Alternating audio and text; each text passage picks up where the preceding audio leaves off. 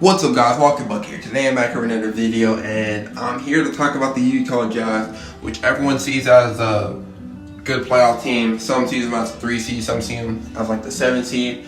But I'm going to talk about why you cannot trust the Utah Jazz as a playoff team. Well, I think they could potentially not be a playoff team, and the problem with the Utah Jazz. But before we even start the video, you already know it's going to be a banger, so make sure to drop a like on it.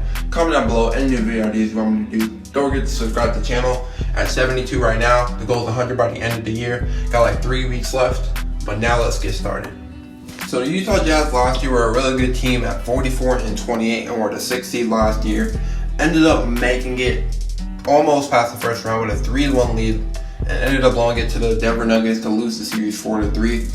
In that series, you saw Mitchell take another step up in his game as long with Jamal Murray, as Mitchell averaged 36.3 points, 5 rebounds, and 4.9 assists on shooting splits of 52.9, 51.6, 94.8, which is just ridiculous considering the lack of offensive help he had.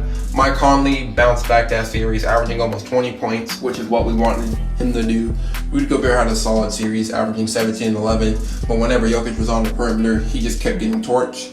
Jordan Clarkson was the only other player who was helping consistently produce offense, averaging 16.7 points and 3.4 rebounds on 46.4% from the field and 34.7% from the three. Everyone else, except maybe Georges Niang, who averaged a solid 8.3 points per game on 50-40 splits. Everyone else was just really inconsistent, and Mitchell was struggling at points. Mitchell was the only one that the Jazz really trusted with the ball in his hands. Conley had a really inefficient year. Gobert is not a weapon on offense. He's just there for the defensive presence. And your 20-point per game scorer, Bogdan Bogdanovic, wasn't at the series. Just the second guy you probably trust the most on offense.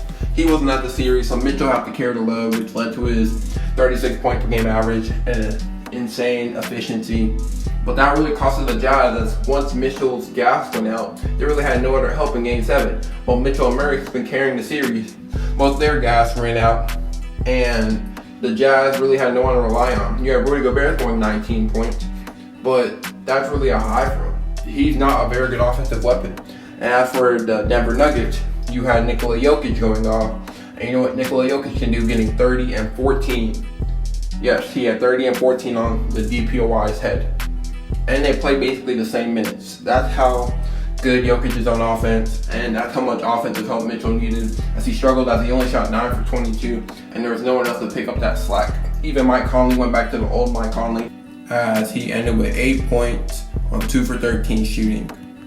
Now you may be wondering, okay, Bojan's coming back. The team's going to be better. They're definitely not going to be a first round exit, and if so, because the West is so improving, they're still going to be a playoff team. What do you mean, Walking Bucket? What I mean is, look at all the new rising upcoming Western teams.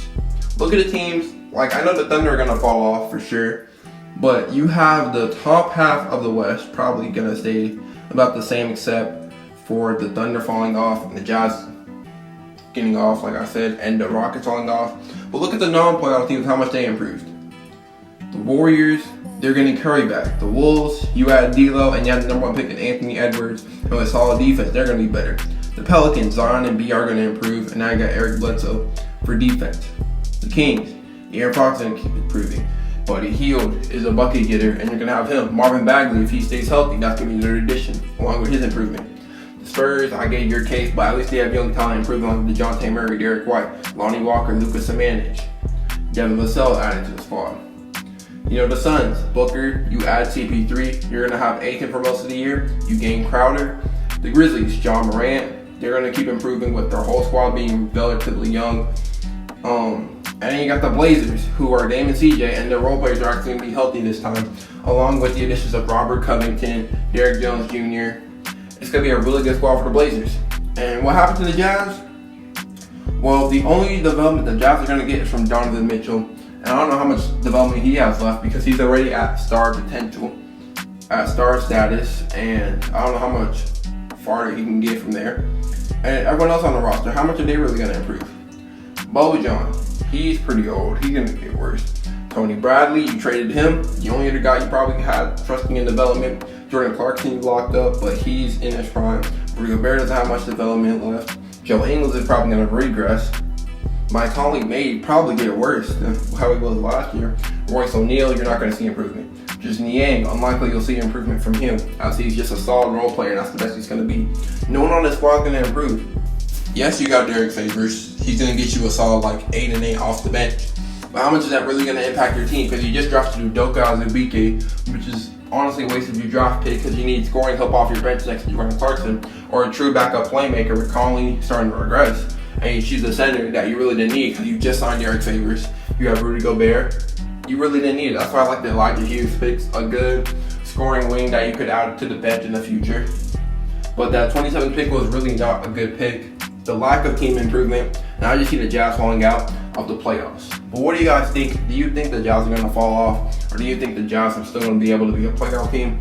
If I'm wrong, y'all can roast me in the future. But I really don't think the Jazz will be a playoff team. But back to my question. What do you guys think about this video? If you enjoyed, make sure to drop a like on your video. Comment down below your opinions. Don't forget to subscribe to the channel. Peace out, guys.